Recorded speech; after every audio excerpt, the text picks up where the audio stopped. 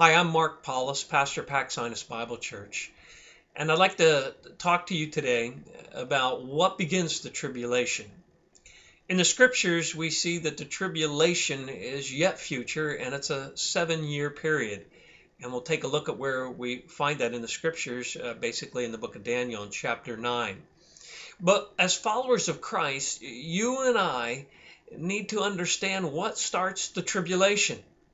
And we need to be watching the current affairs that are transpiring, particularly in the nation of Israel, so that we can see and understand when we could say, hey, the tribulation period is coming close. And so let's just dive right into this, into Daniel chapter 9. It's in this chapter that there are 70 weeks that are revealed to Daniel by the angel Gabriel. Daniel had been praying fervently for the Lord to show him what would transpire in the future, particularly with the city of Jerusalem. The time that we're looking at here is 539 BC when Daniel asks God this and the message comes to him. And so there's these 70 weeks that are given to him. And it's kind of interesting because these 70 weeks are, beyond a shadow of a doubt, are 70 weeks of 7 years. And so each week would represent a 7-year period. And what we see here, and I can't get into all the details just because of the time of the video, it says that he, the Antichrist, will make a firm covenant or a forced agreement with the many, meaning the Jews, for 1 week, which is a 7-year period. But in the middle of the week, he'll put a stop to sacrifice and grain offering. And on the wing of abominations will come the one who makes desolate, even until a complete destruction, one that is decreed, is poured out on the one who makes desolate. So let me try to sum this up. What we see transpiring here in the book of Daniel is that the Antichrist is going to make a forced agreement, a firm covenant with the Jews for a 7-year period, that 1 week. But in the middle of the week, so in the middle of that 7-year period, 3.5 years into it, he will put a stop to sacrifice and grain offering. Now there's a reason that he does this. And so there's a couple things that I want us to understand. First of all, when he, the Antichrist, makes a firm covenant with the Jews, he's not the Antichrist at that point. He is a relatively insignificant individual. He's pictured as a small horn in Daniel, not a large horn, so a small, insignificant leader. And he ends up making this arrangement with Israel.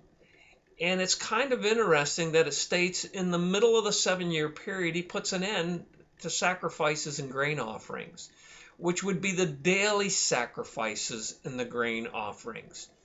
So what's inferred in the text is part of this forced agreement, this firm covenant that this gentleman makes with Israel, is that he allows them to start offering daily sacrifices. And I'm going to assume that to be on the Temple Mount. But let's go ahead and see what we see then in Daniel chapter 12. We get a little more information concerning the Antichrist. And we see that from the time that the regular sacrifice is abolished and the abomination of desolation, which is the Antichrist, is set up, there will be 1,290 days. And so what we see right away here in Daniel is that the regular sacrifice is abolished. And so there's a reason that the regular sacrifice is abolished, and that's because that's when this gentleman allows the regular sacrifices to start, becomes the Antichrist. And so we're going to see that in the book of Revelation, and as to why in the middle of that 7-year period he becomes the Antichrist, how he becomes the Antichrist, and we'll talk about the 1,290 days or the 1,260 days in the book of Revelation. So the next thing is there in the book of Revelation. Chapter 12, we're going to see that there's a spiritual war in heaven. And Michael and the holy angels are waging war, it says, with the dragon, with Satan. And the dragon and his angels, or the fallen angels, they wage war. There it says in verse 7. And it says they were not strong enough, and there was no longer a place found for them in heaven. And the great dragon was thrown down, the serpent of old, who is called the devil and Satan, who deceives the whole world. He was thrown down to the earth, and his angels were thrown down with him. Now what we're going to see is when this war transpires in the heavenlies, and it's something that, of course, you and I will never see, that when Satan is defeated, he is thrown out of heaven. Right now he has unlimited access into the throne room of God, and so do the fallen angels. But at this point in that 7-year period, we're going to see that this is right in the middle of that 7-year period that Satan and the fallen angels are thrown out of heaven and are not allowed access ever again back into the throne room of God. And so we go on to read this in Revelation 12, verse 13. It says, "And when the dragon saw that he was thrown down to the earth, he persecuted the woman." Now, the woman in the context is clearly Israel, who gave birth to the male child, and that is Jesus. It says, "But the 2 wings of the great eagle were given to the woman, so that she could fly into the wilderness to her place, where she was nourished for times and half a time from the presence of the serpent." So when Satan is kicked out of heaven, he comes down to persecute Israel. Now, Israel escapes into the wilderness. She flees to the mountains, and Jesus talks about that in Matthew 24. But notice that she's nourished for times, and half a time. This phrase is also found in the book of Daniel. A time refers to 1 year. Times is plural, referring to 2 years, and half a time would be a total of 3.5 years.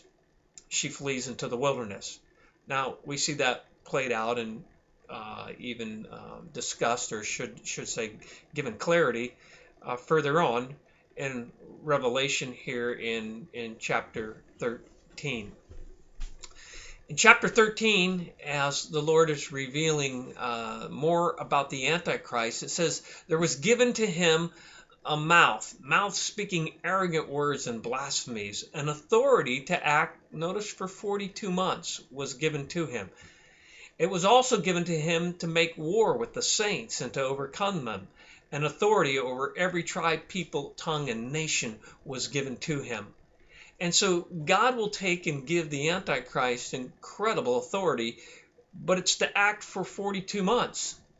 Now, 42 months is 1,260 days, or times, and half a time, which is 3.5 years. So all 3 of these phrases that we see in the book of Revelation, 42 months, 1,260 days, or times, and half a time, refers to 3.5 years, keeping in mind that the Jews' timetable each month is a 30-day period. Now, Jesus in Matthew 24 talks about the Antichrist to his disciples, and he states this to them. He says, "When you see the abomination of desolation, which was spoken of through Daniel the prophet," and he's referring to the Antichrist. "So when you see the Antichrist standing in the holy place, let the reader understand. Then those who are in Judea," in other words, around Jerusalem, "must flee to the mountains. Who's ever on the housetop must not go down to get the things that are in his house. And whoever is in the field must not turn back to get his coat. But woe to those who are pregnant and to those who are nursing babies in those days. But pray that your flight will not be in the winter or on the Sabbath. For then there will be a great tribulation, such as not occurred since the beginning of the world unto now, nor ever will be." And so in that passage, Jesus is talking about the Antichrist when he stands in the holy place. This is exactly in the middle of the 7-year period. This is exactly when the spiritual war wages in the heavenlies and Satan is kicked out of heaven. He comes down to the earth to wage war against the woman, Israel, and also to the other tribulation saints at that time. But this is when this gentleman becomes the Antichrist. If we backed up and we read in Revelation chapter 13, we would see that at that time, when the war transpires in heaven, the scriptures reveal that the gentleman that becomes the Antichrist will take a fatal wound of the sword. So he will die. But then 3 days later, Satan will enter into him and raise him from the dead. That's when this gentleman becomes possessed and controlled completely by Satan. That's when he becomes the Antichrist. That's when he puts a stop to sacrifices and grain offerings, because he claims to be God, and there's no more need for any grain offering and sacrifices for the Jews to be making, because he's God in their midst. That's exactly 3.5 years into that 7-year period. The Antichrist is the abomination of desolation. So, I say all this to say, what begins the tribulation period? That 7 years. Well, very clearly in Daniel 9:27, it's when the Jews are allowed on the Temple Mount and they begin to offer the daily, not a special feast, but the daily regular sacrifice and grain offering.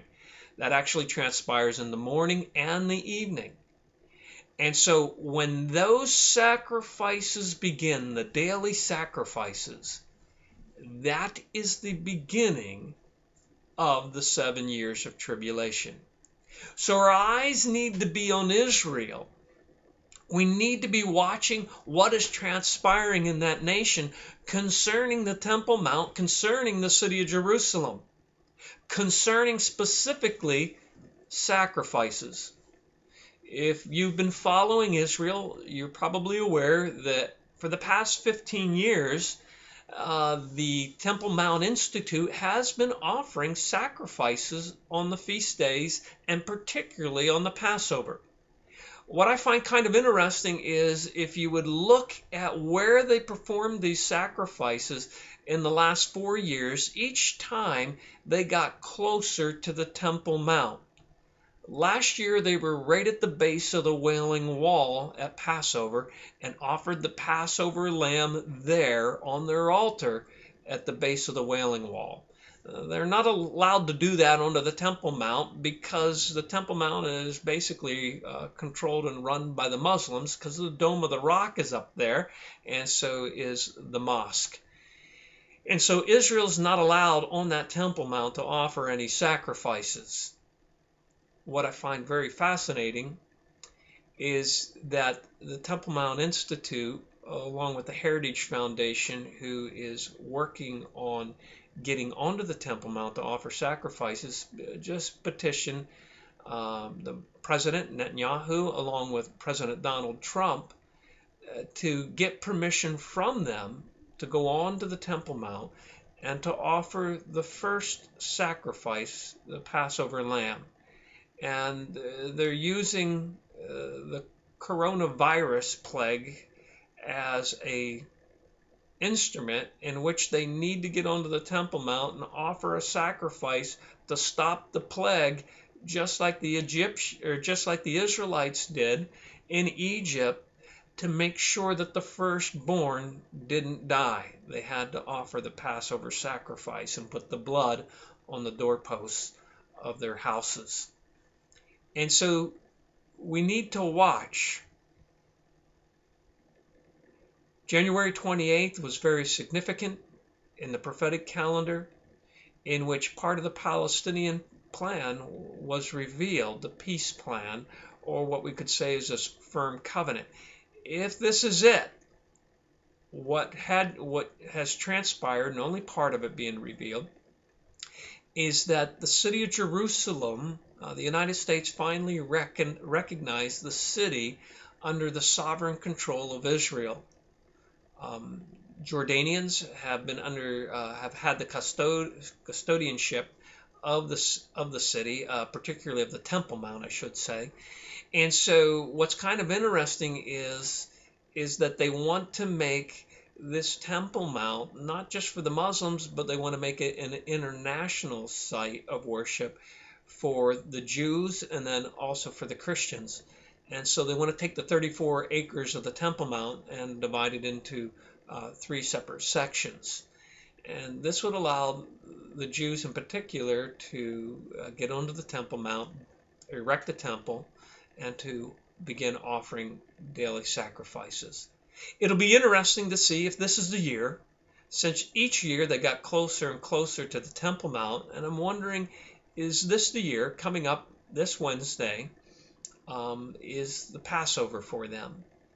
And will that permission be given by Netanyahu and by President Donald Trump for them to offer that singular sacrifice, that Passover lamb, on the Temple Mount? That will not mark the beginning of the tribulation of the 7 years, but it will mark an incredible change, and it'll be the first time since 70 AD that the Jews have offered a sacrifice on the Temple Mount. And so our eyes need to be there, and we need to keep watching.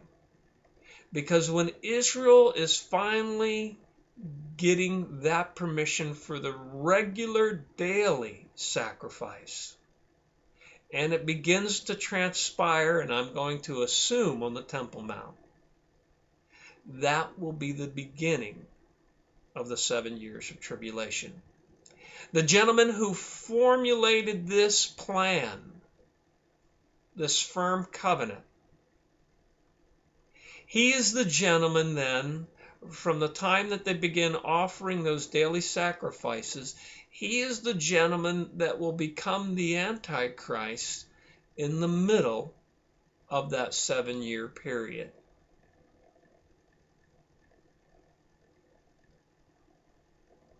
The question is,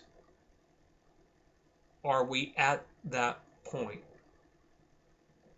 Are we at that time in history? We need to keep our eyes open. We need to keep our ears open. We need to keep watching. It'll be interesting to see if they get permission and if they offer the Passover lamb on the Temple Mount, which will just be one more step closer to the day when the daily sacrifices begin. So, no. Coronavirus? No. We're not in the tribulation period. God makes it clear what starts the tribulation period in Daniel 9:27, and then also, as I showed you, in Daniel chapter 12. And so I could not cover all the details, and so I'm sure you may have a lot of questions for me, and if you do, you're welcome to put those down, and I'll try to respond to you. And so I trust that this gave a little bit of clarity on exactly what begins the tribulation according to the Word of God. Thank you, and may the Lord bless you.